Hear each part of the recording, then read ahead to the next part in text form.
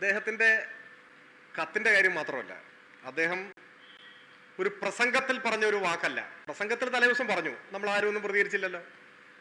പ്രസംഗത്തിലും മുഖ്യമന്ത്രിയൊക്കെ സംസാരിക്കുമ്പോൾ കുറെ കൂടി മുഖ്യമന്ത്രിയാണ് സംസാരിക്കുന്നതെന്ന് ഓർത്ത് പറയുന്നതാണ് നല്ലത്. എന്നാലും പ്രസംഗത്തിൽ അങ്ങനെയൊക്കെ പറഞ്ഞപ്പോൾ അതൊക്കെ അങ്ങ് അവഗണിക്കുകയാണ് ചെയ്തത്. നമ്മൾ ആരും അത് ഏറ്റുപിടിക്കാൻ പോയിട്ടില്ല. പകരം ഞങ്ങൾ ഉയർത്തിയ വിമർശനം മറ്റൊന്നാണ്. ശ്രീ രേവന്ത് റെഡ്ഡി കേരളത്തിൽ വന്ന് കോൺഗ്രസിന് വോട്ട് പിടിക്കുമ്പോൾ അദ്ദേഹത്തിന്റെ 25 മാസമായിട്ട് പെൻഷൻ മുടങ്ങി കിടക്കുകയാണ്.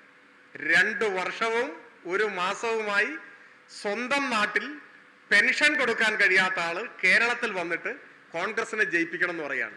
അതേപോലെ ഇവിടെയും ആക്കാനാണോ അദ്ദേഹം വോട്ട് ചോദിക്കുന്നത്? ആദ്യം അദ്ദേഹം സ്വന്തം നാട്ടിലെ പാവങ്ങൾക്ക് പെൻഷൻ കൊടുക്കട്ടെ. സർക്കാർ ജീവനക്കാരുടെ ശമ്പളവും മുടങ്ങി എന്ന് കേൾക്കുന്നുണ്ട്.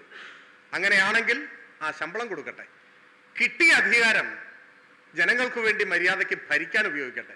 അതിനുശേഷം ഇത്തരത്തിലുള്ള വാചകങ്ങളുമായിട്ട് വരുന്നതാണ് ഉചിതം. ഇപ്പോ പ്രതികരിക്കാൻ കാരണം എന്താണ്? അദ്ദേഹത്തിന്റെ ലെറ്റർ ഹെഡിലാണ്. അതിൻ്റെ ഒരു ഔദ്യോഗിക സ്വഭാവമില്ലേ?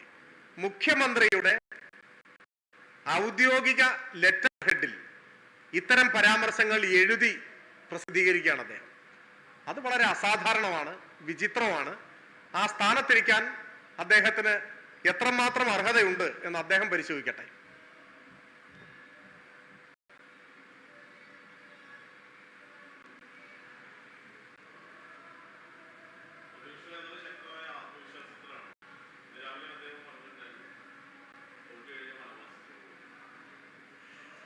മുൻ KPCC പ്രസിഡന്റ് അതിനൊരു മറുപടി പറഞ്ഞിട്ടുണ്ട്.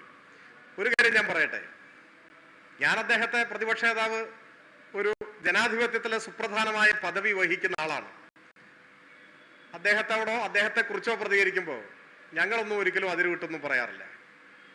പക്ഷെ അദ്ദേഹം പറഞ്ഞ ആ വാക്ക്, തോറ്റാൽ വനവാസത്തിന് പോകുമെന്ന് പറയുന്നത് എത്രമാത്രം അരാഷ്ട്രീയമാണ്, അതാണ് നമ്മൾ ചർച്ച ചെയ്യുന്നത്. എത്രമാത്രം അപ്പോളിറ്റിക്കലാണ്. ജനാധിപത്യത്തിൽ ജയപരാജയങ്ങൾ ഉണ്ടാവില്ലേ? ജനാധിപത്യത്തിൽ ജയപരാജയങ്ങളുണ്ട്. അദ്ദേഹം തന്നെ പരാജയപ്പെട്ടിട്ടില്ലേ തെരഞ്ഞെടുപ്പിൽ? ആരെങ്കിലും പറഞ്ഞിട്ടുണ്ടോ വനവാസത്തിന് പോകണമെന്ന്?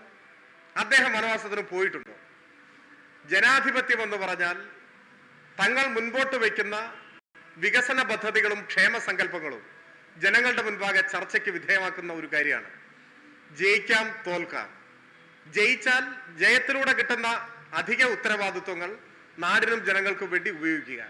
പരാജയപ്പെട്ടാൽ എന്തുകൊണ്ട് പരാജയപ്പെട്ടു എന്ന് ശരിയായി വിലയിരുത്തി പെശക് പറ്റിയിട്ടുണ്ടെങ്കിൽ തിരുത്തുക. ഇതാണ് ജനാധിപത്യത്തിൽ സംഭവിക്കുന്ന ഒരു കാര്യം. അതിന് പകരം ഞാൻ വനവാസത്തിന് പോകും എന്ന് അദ്ദേഹം പറയാണ്. ഇന്ദിരാഗാന്ധി തോറ്റപ്പോ വനവാസത്തിന് പോയോ? കെ കരുണാകരൻ തോറ്റപ്പോ വനവാസത്തിന് പോയോ? നമ്മളതൊന്നും കേട്ടിട്ടില്ല. ഇത് പറയുന്ന വാക്കുകൾ ഒരിക്കലും പാലിക്കേണ്ടതില്ല എന്നതുകൊണ്ടും ശരിയായ കാര്യങ്ങളൊന്നും അദ്ദേഹം ശ്രമിച്ചാൽ പോലും പറയാനാവില്ല എന്നുമുള്ള സാഹചര്യത്തിൽ പറഞ്ഞു പോകുന്നതാണ്.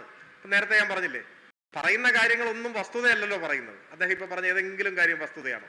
KPCC പ്രസിഡന്റിന്റെ കത്തിന്റെ കാര്യം, ഫേസ്ബുക്ക് പോസ്റ്റിന്റെ കാര്യം, വയനാട്ടിൽ വീട് പണി തുടങ്ങി നിങ്ങൾ പോയി നോക്കുന്നല്ലേ പറഞ്ഞു. എന്തൊരു ആത്മവിശ്വാസത്തിലാണ് വെല്ലുവിളിച്ച് നിങ്ങൾ എന്നോട് ചോദിച്ചത്? പ്രതിപക്ഷ നേതാവിന്റെ ആത്മവിശ്വാസത്തെ കുറിച്ചാണ്. വയനാട്ടിൽ വീട് പണി തുടങ്ങി നിങ്ങൾ പോയി നോക്ക് എന്ന് പറഞ്ഞപ്പോ ഉണ്ടായിരുന്ന ആത്മവിശ്വാസം ചെറുതായിരുന്നു. പോയി നോക്കിയപ്പോൾ നിങ്ങൾക്ക് എന്ത് മനസ്സിലായി? അതാണ് അദ്ദേഹത്തിന്റെ ആത്മവിശ്വാസം എന്ന് മനസ്സിലായില്ലേ? അപ്പോ മുൻ പ്രസിഡന്റ് അദ്ദേഹം പോകാതിരിക്കാൻ എന്താ പ്രാർത്ഥിക്കാന്നോ? വാക്ക് പറഞ്ഞാൽ പാലിക്കുന്ന ആളാണെ പോകേണ്ടി വരും എന്നൊക്കെയാണ് പറഞ്ഞത്. സ്ക്രൂ കയറ്റുകയാണ്. അവർക്കിടയിലുള്ള ചില വിഷയങ്ങളൊക്കെ ആയിരിക്കും.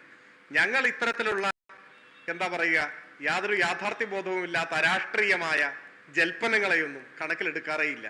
അദ്ദേഹം രാഷ്ട്രീയത്തിൽ നിന്ന് വിട്ടു നിൽക്കണമെന്നൊന്നും ഞങ്ങൾ ആവശ്യപ്പെട്ടിട്ടുമില്ല. പക്ഷേ ജനപക്ഷ നിലപാടുകൾ സ്വീകരിക്കാൻ RSSന്റെ വിധേയത്വം കൈവിടിഞ്ഞ് ആ വണങ്ങി നിൽക്കുന്ന പരിപാടിയൊക്കെ അവസാനിപ്പിച്ച് മതനിരപേക്ഷ ചേരിയോടൊപ്പം നിന്ന് ജനപക്ഷ രാഷ്ട്രീയം പറയാൻ തയ്യാറായാൽ നല്ലത് എന്ന് മാത്രമേ ഞങ്ങൾക്ക് പറയാനുള്ളൂ. നമുക്ക്